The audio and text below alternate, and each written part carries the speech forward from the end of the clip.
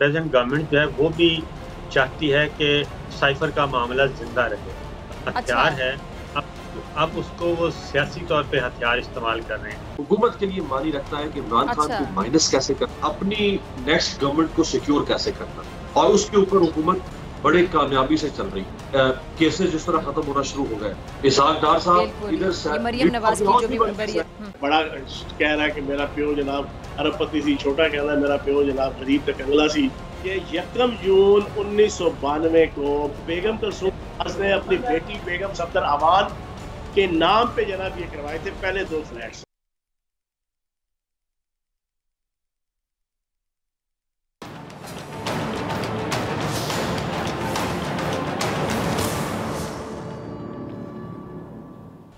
अस्सलाम वालेकुम नाज़रीन, प्रोग्राम में खुश आमदीद। ये ऑडियो लीक्स का सिलसिला है, ये हम देख रहे हैं कि थमने का नाम नहीं ले रहा है। इमरान खान की ऑडियो की दूसरी किस्त भी सामने आ गई है। अच्छा, यहाँ एक चीज़ बड़ी वाज़ेह, बड़ी क्लियर है कि जी इससे पहले जो ऑडियो लीक सामने आई थी शहबाज शरीफ, मरियम नवाज़ और दीगर जो लीगी रहनुमा उनकी, वो मुबैना तौर पर एक हैकर की जानिब से रिलीज़ की गई थी। डार्क वेब पर #PM गेट के नाम से ये मामला आपको पता है कि सामने आया। अच्छा, जिसमें हैकर का दावा ये था कि जी उसके पास प्राइम मिनिस्टर ऑफिस का डाटा मौजूद है जिसे उसने फ़रोग के लिए पेश किया था। इस डाटा में से कुछ ऑडियो कॉल्स जो हैं उस हैकर की जानिब से रिलीज़ की गई हैं, जिनमें वज़ीर आज़म शहबाज शरीफ साहब की तौकीर शाह से गुफ्तगू, मरियम नवाज़ की शहबाज शरीफ से गुफ्तगू और जो दीगर लीगी रहनुमा उनकी टेलीफोनिक गुफ्तगू पर मुश्तमिल।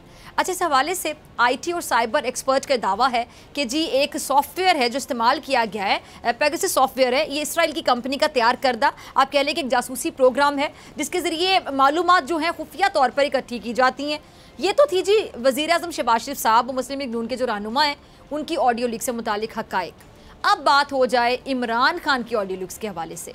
इमरान खान साहब और तहरीक इंसाफ के रहनुमाओं का दावा ये है कि जी इमरान खान की जो ऑडियो लीक्स हैं, जिसमें इमरान खान अपने प्रिंसिपल सेक्रेटरी आज़म खान से साइफ़र के मामले पे बातचीत कर रहे हैं, और हालिया जो ऑडियो है जिसमें इमरान खान शाह महमूद कुरैशी, असद उमर और आज़म खान से मुखातिब हैं, ये ऑडियोज़ मुबैना तौर पर वज़ीर आज़म शहबाज शरीफ ने जारी करवाई हैं। तहरीक इंसाफ का दावा है, और ये भी कहना है तहरीक इंसाफ का कि शहबाज शरीफ की हिदायत पर वज़ीर आज़म के प्रिंसिपल सेक्रेटरी तौकीर शाह ने ये ऑडियो रिलीज़ की है। खुद इमरान खान भी एक बार नहीं बल्कि बारहा कह चुके हैं कि ऑडियो रिलीज़ करके शहबाज शरीफ ने ऑफिशियल सीक्रेट एक्ट की जो एक खिलाफ वर्जी की है, वाज़ेह खिलाफ वर्जी की है।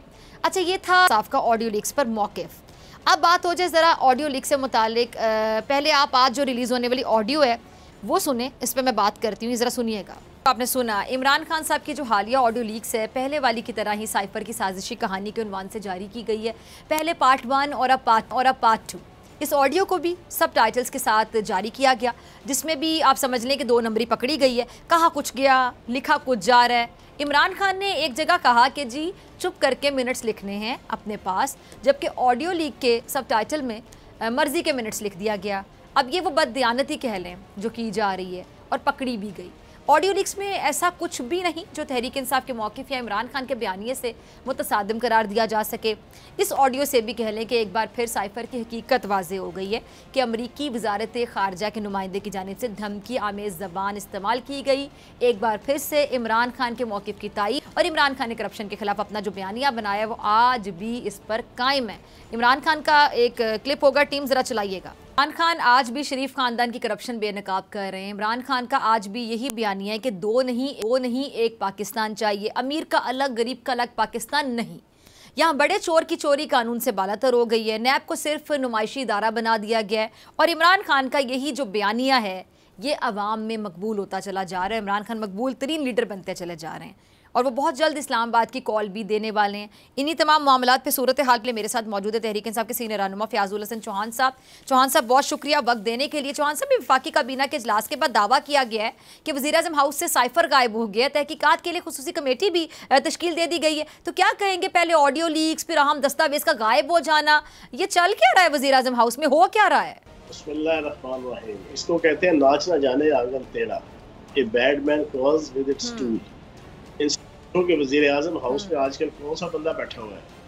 वो जो नोटों के जरिए से और डॉलर के जरिए से और डीलर्स के से इक़्तिदार आया है, वो वज़ीर आज़म है ना। तो जो वज़ीर हाउस का कस्टोडियन है, जो वहाँ पे रहने वाला वासी है, वो जिम्मेदार है ना। ये सारी तहकीकात करके उसको जनाब खून के शिकंजे में कसा जाए ना, और उसका नाम शहबाज शरीफ है। सुल्तान मजबूर, जो मजबूर है, लाचार है, आवाज है, जिस बेचारी की अपनी तो कोई चलती नहीं है, और उसको शिकंजे में लाओ ना, उसके प्रिंसिपल सेक्रेटरी को शिकंजे में लेकर आओ, उसकी कैबिनेट को लेके आओ, क्योंकि वजीर आजम हाउस अब गायब हुआ है।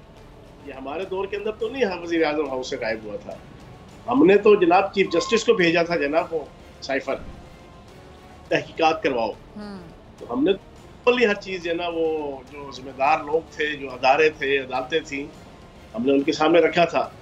तो ये डैश ड्रामा करने लगे हैं, और इस केस को डिफ्यूज करने के लिए, इस रिजीम चेंज ऑपरेशन को डिफ्यूज करने के लिए आवाम के अंदर जो गम और गुस्सा है, इनकी नाअहली और इनकी जगह नकम्मेपन की वजह से जो महंगाई, बेरोजगारी और मईशत की बेहाली और बदहाली है, वो जो आवाम के दिलों में नफरत है, उसको ख़त्म करने के लिए अब ये ड्रामेबाजियाँ कर रहे हैं। अच्छा, तो ये जो चौहान साहब, अब ये जो ऑडियो लीक्स पर मैं बात करना चाहूँगी, इससे हासिल क्या हुआ? इमरान खान साहब की ऑडियो लीक करने वालों को मिला क्या, और पीटीआई पे इसका क्या असर हुआ है? आप मुझे एक चीज़ बताएं, पहली ऑडियो लीक से भी जनाब इमरान खान साहब के बयानिए की तस्दीक हुई, दूसरी ऑडियो लीक में भी इमरान खान साहब के बयानिए की तस्दीक हुई। दो चीज़ें हैं जिसके ऊपर आज चाय की प्याली में तूफान उठाया गया, जो हमारे लफाफी है ना, उनकी तरफ से, और 13 गीदड़ों की जमात पीडीएम और उनके लीडरों की तरफ से। वो क्या? पहला ये कि जनाब इमरान खान साहब वो कह रहे हैं कि अमेरिकन का नाम नहीं लेना। अब आप मुझे एक बताएं कि आप एक रिस्पॉन्सिबल एटीट्यूड को, कि एक हुकूमत है, उस वक्त बरस इक़्तिदार है, वो वज़ीर आज़म है, हुकूमत जो है वो इस इशू को डील करना चाहती है, तो डिप्लोमेटिक एटिकेट्स और पॉलिटिक्स और इंटरनेशनल पॉलिटिक्स के रूल्स एंड रेगुलेशंस को और एथिक्स को और वैल्यूज़ को मद्देनज़र रख के, अगर वो उस वक्त का प्राइम मिनिस्टर कह रहा है कि हमने किसी दूसरे मुल्क के साथ ताल्लुकात ख़राब नहीं होने देने, तो इसको तो अप्रिशिएट करना चाहिए था ना आज इन तमाम लफाफी सहाफ़ियों को। लेकिन वो जितने लफाफी सहाफ़ी बेगम सफदर अमान और आसिफ जरदारी और बिलावल जरदारी के कहने पे जो उन्होंने तूफ़ान उठाई रखा, एक तो इस इशू के ऊपर इन्होंने बड़ा जनाब तूफ़ान उठाया, दूसरा जनाब ये साइफर के हवाले से कि जनाब उसको जनाब खत कहा जाए। ठीक है जी, अब मुझे आप ये बताएं, आप उसको मेमो कहें, आप उसको खत कहें, आप उसको साइफर कहें, आप उसको जो नाम भी दें, वो है तो एक जनाब एक खत है ना, एक डॉक्यूमेंट है, या उसको डॉक्यूमेंट कहें। अब उस इशू के ऊपर के जनाब उसको ट्रांसक्रिप्शन के बजाय लेटर कहने का जनाब वो जो खान साहब कह रहे हैं, वो भाई ट्रांसक्रिप्शन जो है ना, वो पढ़े लिखे लोगों को भी समझ नहीं आती ट्रांसक्रिप्शन क्या होती है। आम आवाम को समझाने के लिए अगर खान साहब ही हिदायत दे रहे हैं कि लोगों को ये कहें कि एक खत आया, उस खत के अंदर ये कहा गया है, लेकिन चीज़ ये है कि क्या दुनिया इस बात से इनकार करती है, शहबाज शरीफ इनकार करता है, उसकी कैबिनेट इनकार करती है कि असद मजीद को जो पाकिस्तान का सफीर था, उसको डोनाल्ड ल्यू ने बुलाकर जो कन्वर्सेशन की, उस कन्वर्सेशन में क्या उसने अंडर सेक्रेटरी ने ये नहीं कहा कि इमरान खान की हुकूमत और इमरान खान को जनाब वो वज़ारत उज़्मा से उतारो, नहीं तो पाकिस्तान और अमेरिका के ताल्लुकात ख़राब हो, और अभी जल्दी तहरीक अदम एतमाद आ रही है, वो कामयाब होनी चाहिए। अगर वो कामयाब ना हुई तो उसके रिपरकशंस पाकिस्तान के लिए अच्छे नहीं होंगे। क्या ये चीज़ नहीं कही गई? इसके चीफ जस्टिस साहब को वो भी, वो लेटर भी, वो मेमो भी, वो डॉक्यूमेंट भी, जो मर्जी नाम दे दे उसको, क्या वो इमरान खान साहब ने being a prime minister chief justice को नहीं भेजा? फजूल की ड्रामेबाजी करने लगे हुए हैं। इन दो ऑडियो लीक से कुछ भी हासिल नहीं हुआ इनको। सही। अच्छा, एक और सवाल आता है जहन में चौहान साहब कि अब ऐसे वक्त में जब वज़ीर-ए-आज़म हाउस का डाटा लीक हो गया, मुस्लिम लीग नून के रहनुमा की ऑडियो लीक्स हो गई, अब इस मामले के साथ खान साहब की ऑडियो का मंजर आम पर आ जाना आपको महज ये एक इत्तेफाक लग रहा है? उसने इत्तेफाक इसको समझे या क्या? नहीं, उसने इत्तेफाक नहीं है। मैं ये समझता हूँ कि ये आलमी ताकतों का एक प्लान है और एक एजेंडा है। आलमी ताकतों का प्लान ये है कि पाकिस्तान माशरती, सकाफती, अखलाकी, सियासी हर हवाले से डिस्टेबलाइज किया जाए। अब ये जितनी ये ऑडियो वीडियो लीक्स की ये कहानी है, ये सारे पीछे इसके जनाब वो इंटरनेशनल स्टेप, तो वो पाकिस्तान को डिस्टेबलाइज करने के लिए, और उनके हाथों पे नाच कौन रहा है, उनके इशारों पे नाच कौन रहा है? उनके इशारों पे नाच जो है वो प्राइम मिनिस्टर शहबाज शरीफ साहब रहे हैं, उनके इशारों पे नाज जो है वो आसिफ जरदारी साहब रहे हैं, उनके इशारों पे नाज जो है वो बिलावल जरदारी साहब रहे हैं, उनके इशारों पे नाज मौलवी फजल रहमान साहब रहे हैं, उनके इशारों पे नाज जनाब असफंद यार वली और अहमद वली खान साहब हैं, महमूद खान अचकजई हैं। तो ये जो सारे उनके इशारों पे नाच रहे हैं, ये उनके साथ मिल के इस पूरे एजेंडे के अंदर साजिश का शिकार है, जना इस पूरी साजिश के अंदर शामिल है। ठीक है, ठीक है। अच्छा, ये जो सुप्रीम कोर्ट में नैब तरमीमी बिल के खिलाफ तहरीक इंसाफ की दरख्वास्त 4 अक्टूबर को समाअत के लिए मुकर्रर की गई है चौहान साहब, तो क्या उम्मीदें हैं आपको इस केस का अंजाम क्या होगा? NRO 2 है और इस पे अदालतों का और पाकिस्तान के अदालती सिस्टम का इम्तिहान है। देखते हैं जनाब इसके ऊपर अब अदालतें क्या फैसला करती हैं। अगर सुप्रीम कोर्ट के फैसले को हाई कोर्ट मुअत्तल कर सकती है और बेगम सफदर अवान और कैप्टन सफदर को अल्लाह का सियासी गौस कुतुब और कलंदर जनाब डिक्लेयर कर सकते हैं, तो मैं ये समझता हूँ कि अब अदालती सिस्टम का इम्तिहान है कि वो कानून के जिसके तहत 1100 अरब रुपए आवाम के जो लूटमार किए गए थे वो नल एंड वाइट हो गए, वो बिल्कुल पाक साफ और जनाब हाजी नमाजी जनाब को करार दे दिए कि वो 1100 अरब लूटने वाले 150 के करीब केसेस जनाब विड्रॉ हो गए। तो अब देखते हैं अदालतें इसके ऊपर क्या फैसला करती हैं।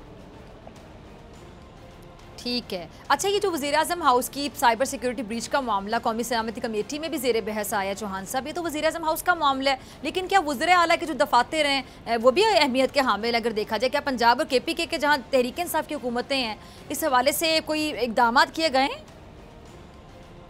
देखिए, रेगुलर जो है वो डीबगिंग होती है, तमाम सरकारी जो पास के जो अदारे होते हैं उनके दफ्तर, उनके जो चीफ एग्जीक्यूटिव होते हैं उनके दफातर की। लेकिन ये जो सारा मामला किया गया हाई लेवल पे, इसके पीछे बड़ी इंटरनेशनल लेवल की कंस्पायरेसी है, बड़े आला लेवल की। तो मैं ये समझता इसके रिपरकशंस भी आएंगे और बाकी असल चीज़ ये है कि तवज्जो सारी हटानी है जो इमरान खान साहब की कैंपेन है, इमरान खान साहब की पर्सनैलिटी को डैमेज करना है, इमरान खान साहब की शख्सियत को डैमेज करना है, उनके बयानिए को और उनके नैरेटिव को कि जनाब एक जिंदा दिल कौम और एक कौम की हैसियत से पाकिस्तान को उठाना है। ये जो बयानिया है, ये जो नैरेटिव है, इसको डैमेज करना है, ये असल मकसूद है।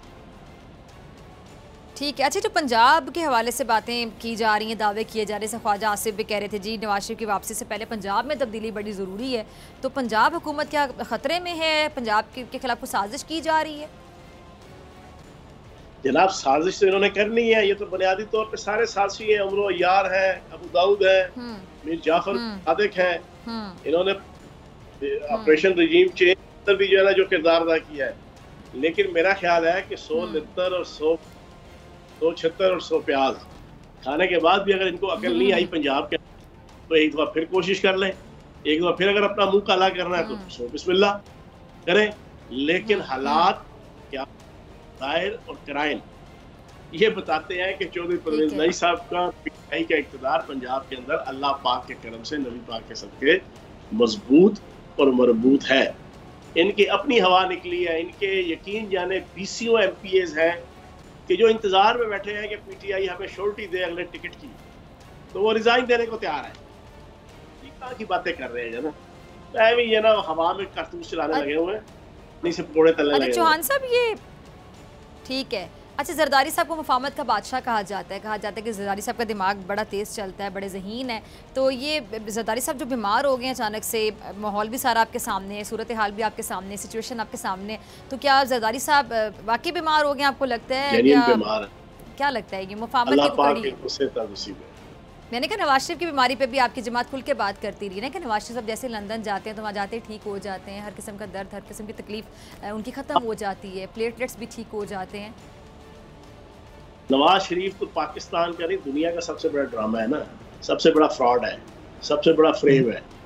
उसने जो फ्रॉड और फ्रेब पिछले 4 सालों में किए हैं, बल्कि 6 सालों में, पनामा के केस से लेके आज तक, सेहत के हवाले से, अपने बयानिए के हवाले से, अपनी प्रोसिक्यूशन के हवाले से, जब जनाब बाप बड़ा कह रहा है कि मेरा प्यो जनाब अरबपति सी, छोटा कह रहा है मेरा प्यो जनाब गरीब तक कंगला सी, ठीक है। फिर जनाब on the floor of the house जनाब नवाज शरीफ कहता है कि जनाबे वाला ये है वो ज़राए जहाँ से हमने जनाब ये सारा कुछ खरीदा, फ्लैट्स खरीदे, अल अजीजिया बनाई और फलां बनाई और फलां बनाई। बाद में जब अदालतों ने कहा जनाबे वाला किधर है वो ज़राए, तो उन्होंने कहा भाईजान कोई नहीं है ज़राए, बाकी बस जना इसी तरह ही है। सब ये जो मरियम नवाज साहिबा की जो ये बरियत हुई है, ये अब वहाँ पे नवाज शरीफ रहते भी, अब ये फ्लैट, ये मालिक कौन है वहाँ का, एवन फील्ड का मालिक कौन है, ये समझ आइए बात। मैं पहले भी कई दफ़ा ब्रेक कर चुका हूँ, आज आपको फिर ब्रेक करता हूँ, क्योंकि जिस जनाब सॉलिसिटर्स के जरिए से इसने खरीदा था ना बेगम कुलसूम अवान ने 1 जून 1992 या 1993, इन दोनों में से कोई एक साल है, 1 जून। वो सॉलिसिटर जो है ना मेरा अजीज है, सुन लें, दिल पे हाथ रखे, वो मेरा अजीज है। उन्होंने मुझे खुद अपने मुंह से बताया हुआ है कि 1 जून 1992 को बेगम कुलसूम अवान ने जेफ ग्राहम नामी शख्स से, जो मालिक था इन 17A और 1717A, दो से पहले, ये बेगम कुलसूम अवान ने सारी नेगोशिएशन की, जेफ ग्राहम से खरीदे और इस बेगम सफदर अवान के जनाब नाम कराए। और आपको पता है बेगम सफदर अवान की उस वक्त उम्र कितनी थी? बेगम सफदर अवान उस वक्त 19 साल की उम्र थी, 19 साल की उम्र थी। जेफ ग्राहम खरीद कर बेगम कुलसूम ने अपनी बेटी बेगम सफदर अवान के नाम पे जनाब ये करवाए थे पहले 2 फ्लैट्स, ठीक है जी। फिर उसके बाद आपकी इतला के लिए अर्ज है कि मैं आपसे पूछूंगा कि ये पैसे कहाँ से आए? 19 साल की बच्ची वो डॉलर्स में और पाउंड्स में करोड़पति अरबपति कैसे हुई? उसके पास पैसा कहाँ से आया? उसका जवाब भी जो है वो रेमंड बेकर ने अपनी बुक के अंदर दे दिया, मशहूर ज़माना साफी, ठीक है, उसने अपनी बुक के कहा कि ये पैसे जो मोटरवे थी ना लाहौर रावलपिंडी इस्लामाबाद, उसमें से कमीशन खाए थे जो पैसे, उस कमीशन के पैसों से बेगम सफदर अवान के नाम नवाज शरीफ ने जना ये फ्लैट्स लगवाए थे। सही, ठीक है जी, ठीक है, उसने सारा कुछ साबित किया। ठीक है चौहान साहब, वक्त की कमी है, मुझे ब्रेक का कहा जा रहा है, ठीक है। चौहान साहब हमारे साथ मौजूद, आपके वक्त के लिए नाज़रीन आपसे मुलाकात होगी ब्रेक के बाद। ब्रेक के बाद मेरे साथ मौजूद होंगे साबिर शाकिर साहब और अमीर अब्बास।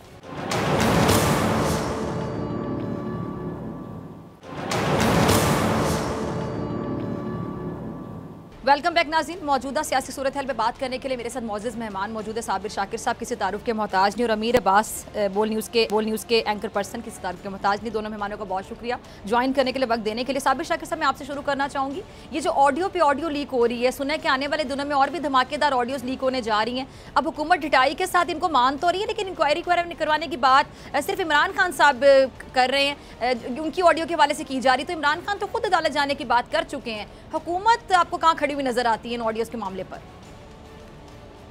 असल में अगर ये ऑडियो लीक्स की तहकीकात का सिलसिला शुरू हो गया तो फिर ये सिलसिला जो है वो सिर्फ वज़ीर आज़म हाउस और वज़ीर आज़म ऑफिस तक महदूद नहीं रहेगा, ये और मुख्तलिफ और हाउसेस को भी अपनी लपेट में लेगा।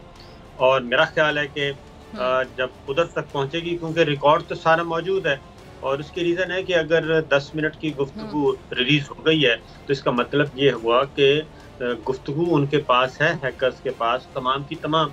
और सॉरी मैं आपकी बात काट रही हूँ साबिर शाकिर साहब, ये रिकॉर्ड की बात आपने की, तो रिकॉर्ड आपको पता है कि कई ऐसे मामला होते हैं कि रिकॉर्ड को सही टाइम पे सही जगह पे रह के सही रिकॉर्ड को आग भी लग जाती है, रिकॉर्ड गायब हो जाता है। अब ये वफाकी काबीना के इजलास के बाद दावा किया कि वज़ीर आज़म हाउस से साइफर ही गायब हो गया है, तहकीकात के लिए खुसूसी कमेटी तश्कील दे दी गई है, ऑडियो लीक्स हो रही हैं, अब साइफर गायब हो रहा है, ये मामला चल क्या रहा है? अच्छा, ये जो साइफर है, साइफर के बारे में ज़रूर सोचना चाहिए कि साइफर किसके लिए इतना बड़ा मसला है, क्योंकि साइफर वज़ीर आज़म ना मौजूदा वज़ीर आज़म के लिए मसला है, ना साबिक वज़ीर आज़म के लिए मसला है, ना मौजूदा काबीना के लिए मसला है, ना साबिक काबीना के लिए मसला है। साइफर तो किसी और के लिए मसला है। और फिर यह कि ये एक बिल्कुल मजाक है कि ख़त चोरी हो गया है वो साइफर, तो साइफर क्या इनके पास प्राइम मिनिस्टर हाउस में था? साइफर की कॉपी तो स्पीकर कौमी असम्बली के पास भी मौजूद है, कौमी असम्बली सेक्रेटेरिएट में मौजूद है, साइफर ईवान सदर में मौजूद है, साइफर आर्मी चीफ के पास मौजूद है, साइफर एयर चीफ हेडक्वार्टर मौजूद है, साइफर नेवल हेडक्वार्टर में मौजूद है, साइफर चेयरमैन सेनेट सेक्रेटेरिएट में मौजूद है। इसके गायब होने का मामला है क्या? तो ये यही मैं कह रहा हूँ कि ये मुझे लग रहा है कि लतीफ़े हैं, और कहाँ सिलसिला शुरू हुआ इमरान खान के खिलाफ गद्दारी, फिर आया बगावत, फिर आया तौहीन मजहब, फिर आया तौहीन अदालत, फिर आया तोशा, फिर आया दहशतगर्दी, कितने सारे इस्तेमाल किए जा चुके हैं हर पे। अब मामला अगर मामला अगर फोटो कॉपी की चोरी तक पहुंच गया है, तो इससे बेहतर है उनसे सुलह कर लें, इमरान खान साहब से सुलह कर लें, उनके साथ कहें कि जनाब गलती हो गई है, मेहरबानी करें। उसकी रीज़न है कि साइफर इमरान खान साहब तो साइफर वाले चीज़ से हट के वो तो फिर आगे ब्रॉड बेस उन्होंने अपनी कंपेन कर ली थी, अवामी राब्ता मुहिम कर रहे हैं, इज्तिमा से खिताब कर रहे हैं, इलेक्शन का मुतालबा कर रहे हैं। ये है कौन जो साइफर को बार बार जिंदा कर रहा है और किसके लिए जिंदा कर रहा है? ये है इम्पोर्टेंट क्वेश्चन, क्योंकि साइफर की जद में इमरान खान तो नहीं आते, और जो उनकी ऑडियो लीक्स भी की गई हैं वो तो हमारे लिए तो कोई नई नहीं है। और अगर वो लीक्स आ गई कि जिनमें ये कहा जा रहा है या कहा जा रहा होगा कि भाई साइफर को दबाएं, इस मसले को आगे नहीं फैलाना, इसको ज़रा दबा के रखें, और ये इसको नैरेटिव, इसका काउंटर नैरेटिव लेके आएँ, अगर वो सारी चीज़ें सामने आ गई तो फिर क्या होगा? मुझे लगता ये है कि साइफर जो है वो किसी और के लिए मसला है, न इमरान खान के लिए मसला है, न शाह महमूद कुरैशी के लिए, न असद उमर साहब के लिए, न सेक्रेटरी खारजा के लिए। फिर साइफर को दबाने के लिए फिर बड़ी बड़ी ब्राइब क्यों ऑफर की गई ब्यूरोक्रेट्स को, बड़े बड़े पेशकश क्यों की गई? सही, ठीक है। अच्छा जी, साबिर शाकिर साहब, आपकी इजाज़त से मैं अमीर अब्बास को भी शामिल गुफ्तगू करती हूँ, फिर आपकी तरफ दोबारा आती हूँ। अमीर अब्बास, आप साबिर शाकिर साहब को भी सुन रहे थे, तो अमीर अब्बास वाकई जो ऑडियो लीक्स हैं, फिर उसके बाद अब ये साइफर का गायब हो जाना, आपको क्या मामला समझ आ रहा है? जैसे साबिर साहब फरमा रहे थे कि इस तरह के डॉक्यूमेंट्स की जो कॉपी है उसको मुख्तलिफ जगहों पर रिटेन रखा जाता है। अच्छा, साइफर गुम भी गया तो जो नेशनल सिक्योरिटी कमेटी की मीटिंग इमरान खान साहब की ज़ेर सदारत हुई थी, जिसमें तीनों सर्विसेज चीफ्स थे, चेयरमैन ज्वाइंट थे, उसमें तो उसके मिनट्स ऑफ द मीटिंग में तो खुद हमारी पाक अफवाज ने भी, हमारी पॉलिटिकल लीडरशिप ने भी, हमारी गवर्नमेंट ने भी उसको एंडोर्स किया हुआ है कि साइफर नाम की कोई चीज है। उसके जो मिनट्स ऑफ द मीटिंग है उसमें मौजूद है, साइफर का कंटेंट मौजूद है। सो साइफर गुम भी जाए अगर, तो भी साइफर वाला मुद्दा खत्म नहीं हो सकता। अमल भी घूम सकता नहीं है, ये मुमकिन नहीं है। एक जगह से कॉपी घूमेगी, 10 जगह पे उसकी कॉपी रिटेन रखी जाती है। और तो और नहीं सर, जो हमारे अमीर जी साइफर की, जी साबिर साहब कुछ कहना चाह रहे हैं। अमीर, साइफर की जो मास्टर कॉपी है वो तो इंतहाई निगहदाश्त में महफूज है, वो ओरिजिनल कॉपी थोड़ी घूम रही है। जी बिल्कुल ऐसे। बल्कि साबिर साहब, हमारी तो ये भी इतलात है कि साइफर जो है वो मिलिट्री लीडरशिप के पास भी मौजूद था, और इमरान खान साहब को उन्होंने बताया था, जब इमरान खान साहब कामरा बेस तशरीफ ले गए थे बतौर वज़ीर आज़म अपनी रुखसती से कुछ अर्सा पहले, तो वह आर्मी चीफ मौजूद थे। आर्मी चीफ ने उनको बताया था कि भाई इस किस्म की कुछ नाराजगी का इजहार हो रहा है अमेरिका से, हमें मोहतात चलना चाहिए। तो ये साइफर के घूम जाने से ये मौका, ये नहीं, ये दाग जो है ना, ये कुछ दाग होते हैं जो धुलते नहीं इतनी जल्दी से। ये दाग बहुत अच्छे दाग है, ये दाग रहेंगे, ये साइफर के गायब होने से नहीं। अभी जो आज ऑडियो आई अरफात साहब की, अच्छा उस ऑडियो को उसमें बड़ा अमीर बाज दाग अगर लग जाए किसी लिबास पे तो फिर वो लिबास तब्दील करना पड़ता है। ये भी सही है। तो देखिए, ये जो आज ऑडियो इमरान खान साहब की आई है, उस ऑडियो में तो कोई ऐसी कोई खौफनाक बात नहीं है। उस ऑडियो में क्या है, वो तो पहली ऑडियो की कॉन्टिन्यूटी है जिसमें इमरान खान कह रहे हैं कि भाई अमेरिका का किसी मुल्क का नाम नहीं लेना। उन्होंने नाम कब लिया? उन्होंने नाम लिया 27 मार्च को जाके, जब उन्होंने इस्लामाबाद में जलसा किया। ठीक है। अच्छा साबिर शाकिर साहब, ये जो हुकूमत तहकीकात की बात कर रही है, लेकिन पता नहीं कर पा रही कि ये जो ऑडियो लीक है इसके पीछे आखिर कौन है। अब इतने हसास मामले पर, इतना हसास मामला है, हुकूमत अपना मौकिफ जो है क्लियर नहीं कर पा रही, वाज़े नहीं कर पा रही, कंफ्यूज क्यों है, बुखलाहट का शिकार क्यों है? क्या सिर्फ कमेटी बनाकर आपको लगता है कि जिम्मेदारी पूरी हो गई है? और अफसोस के साथ, माजरत के साथ मुझे कहना पड़ेगा कि कमेटी कमेटी कमेटी कमेटी तो हम खेलते रहते हैं, बहुत से मामला पे हल क्या निकलता है, सोल्यूशन क्या निकलता है? मेरा ख्याल है कि गवर्नमेंट भी, यानी कि प्रेजेंट गवर्नमेंट जो है वो भी चाहती है कि साइफर का मामला जिंदा रहे, क्योंकि साइफर एक ऐसा हथियार अच्छा। है, अब उसको वो सियासी तौर पे हथियार इस्तेमाल कर रहे हैं। और ये साइफर इमरान खान के खिलाफ इस्तेमाल नहीं हो रहा, ना ही इमरान खान का कभी इशू था। इमरान खान तो अच्छा, यही कहता मैं है पूछने वाली कि थी कि आप कह रहे हैं हुकूमत चाहती साइफर के मामले को जिंदा रखा जाए, लेकिन हुकूमत तो जिंदा रखने की तब ख्वाहिशमंद होगी जब ये मामला इमरान खान के खिलाफ जाता होगा, लेकिन अगर इमरान खान के हक में जाएगा तो हुकूमत को इसमें क्या फायदा होगा? साबिर शाकिर साहब, बिल्कुल, ये आपने सही बात की है कि ये इमरान खान के हक में नहीं, ये किसी और के खिलाफ जा रहा है। परवेज मुशर्रफ साहब के साथ क्या हुआ था? परवेज यानी मुशर्रफ हुकूमत एक तीर साहब, से दो शिकार करना चाहती है। मैं बता रहा हूँ कि परवेज मुशर्रफ साहब के साथ क्या हुआ। परवेज मुशर्रफ साहब से इसी ग्रुप ने, पाकिस्तान पीपल्स पार्टी और मुस्लिम लीग नवाज, भुट्टो खानदान, जरदारी खानदान और शरीफ खानदान, इन्होंने ही परवेज मुशर्रफ साहब से डील की और एनआरओ लिया और इंटरनल एक्सटर्नल प्लेयर्स मौजूद थे, जैसे अब हैं वैसे अब तब थे। उसके बाद परवेज मुशर्रफ साहब के साथ इन्होंने क्या किया? इन्होंने परवेज मुशर्रफ साहब को फांसी के फंदे तक पहुंचाया। ठीक है जी, ये परवेज मुशर्रफ साहब को इस वक्त जिस हालत में हैं, अगर पूछा जाए कि इसके रिस्पॉन्सिबल कौन है, तो वो जरदारी खानदान, भुट्टो खानदान और शरीफ खानदान, ये 3 खानदान है, इसके अलावा तो कोई नहीं है। दोनों मेहमान मेरे साथ मौजूद हैं, आपसे मुलाकात होगी नाज़रीन ब्रेक के बाद।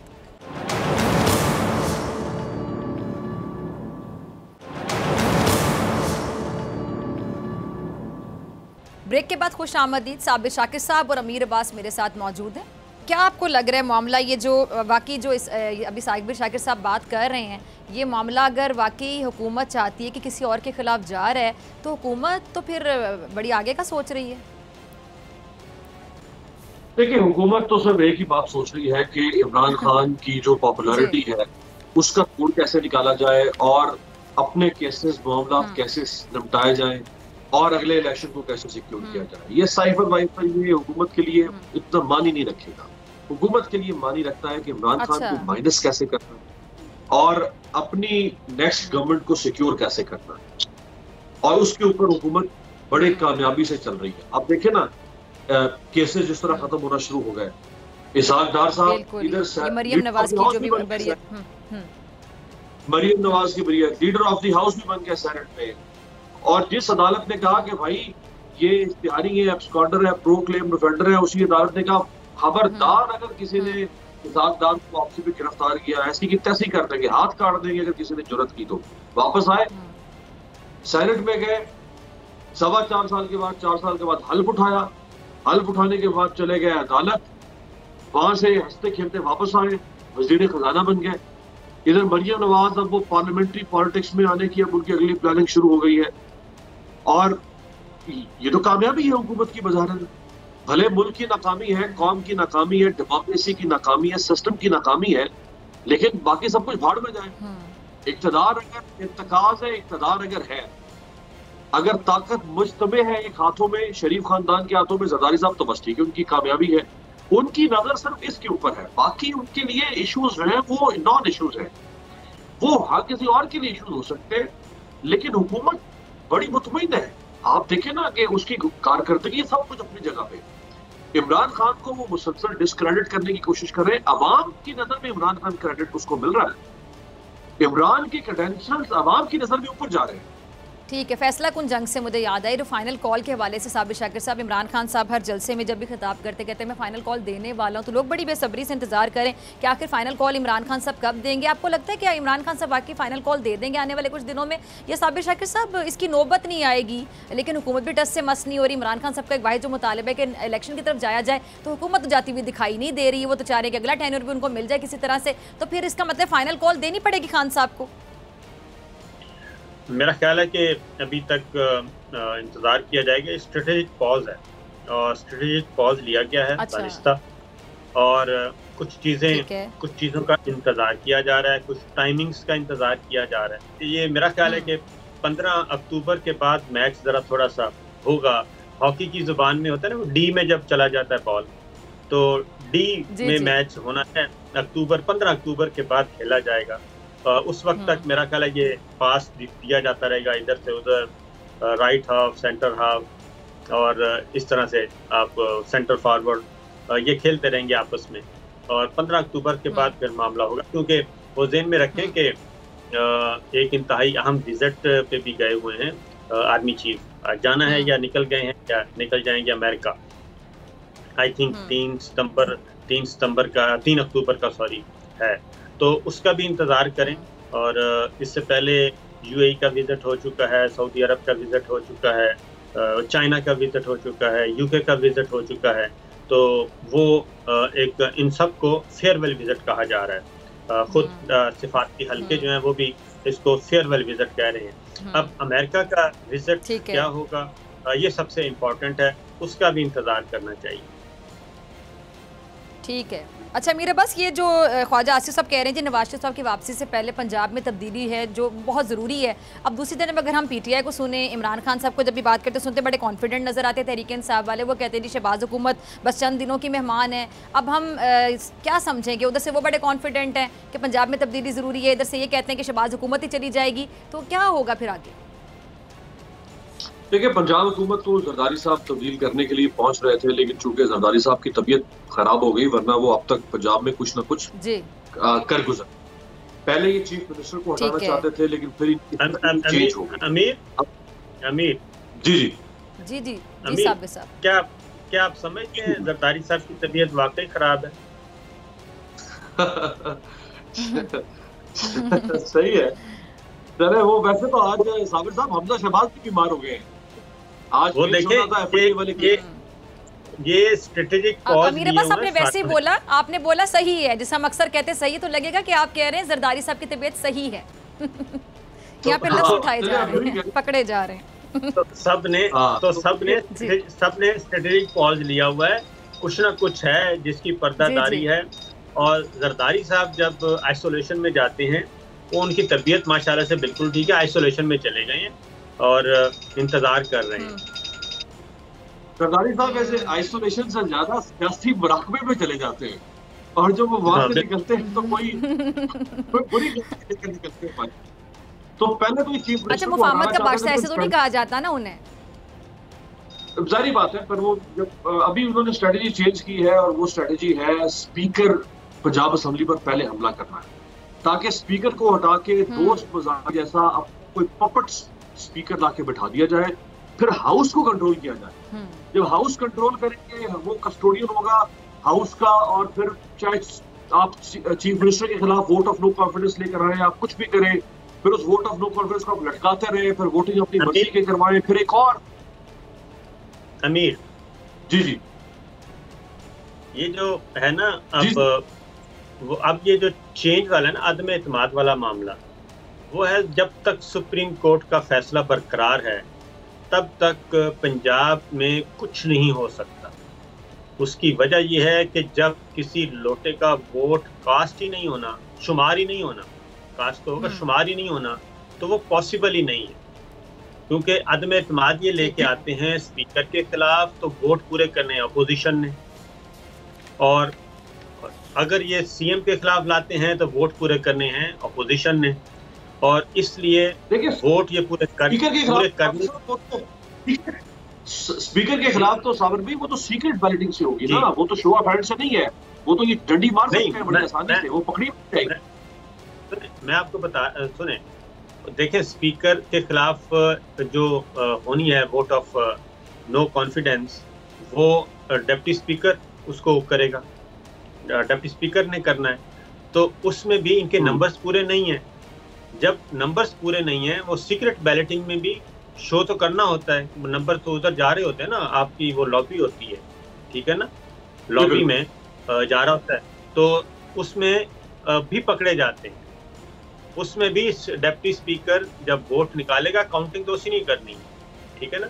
वो नहीं हो सकता जब तक सुप्रीम कोर्ट, क्योंकि सुप्रीम कोर्ट का जो फैसला है 63 के बारे में, वो बड़ा क्लियर है कि आपके वोट शुमार नहीं होंगे लोटों के। नंबर्स गेम पूरी है, क्लियर है नंबर, दो पार्टियां काफ लीग है और पीटीआई, उनके नंबर्स पूरे हैं। अगर उस नंबर से, और इसी तरीके से अपोजिशन है, अपोजिशन के अगर नंबर काउंट हैं तो उससे ज्यादा कहीं भी जाएंगे तो वो गड़बड़ी होगी। बहुत शुक्रिया।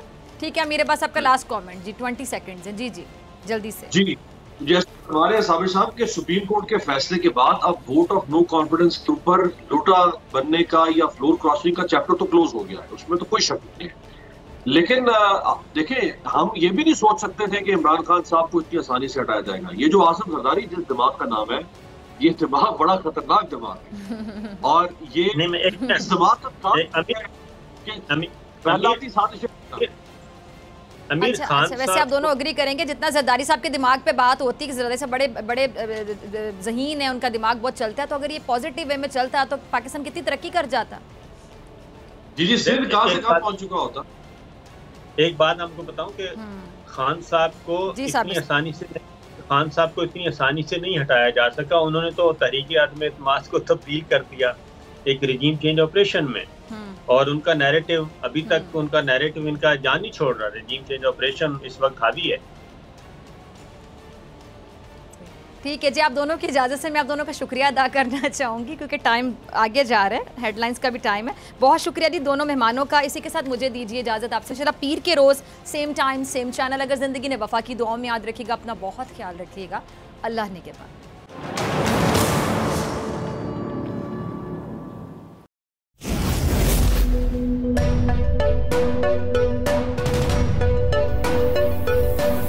यहाँ सबको सिर्फ 1 मिनट मिलेगा।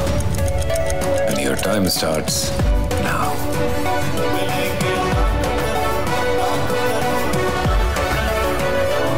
लाखों करोड़ों बस 1 मिनट में।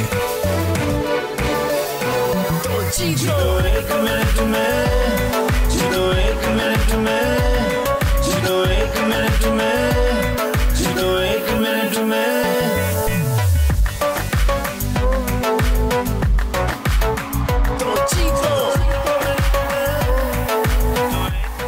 जीतो 1 मिनट में, बुध और जुमेरात शाम 7 बजे सिर्फ बोल एंटरटेनमेंट पर। सबसे ज्यादा व्यूज, सबसे ज्यादा रील्स और सबसे ज्यादा रेटिंग के साथ बोल अब भी नंबर 1 पोजीशन पर बरकरार।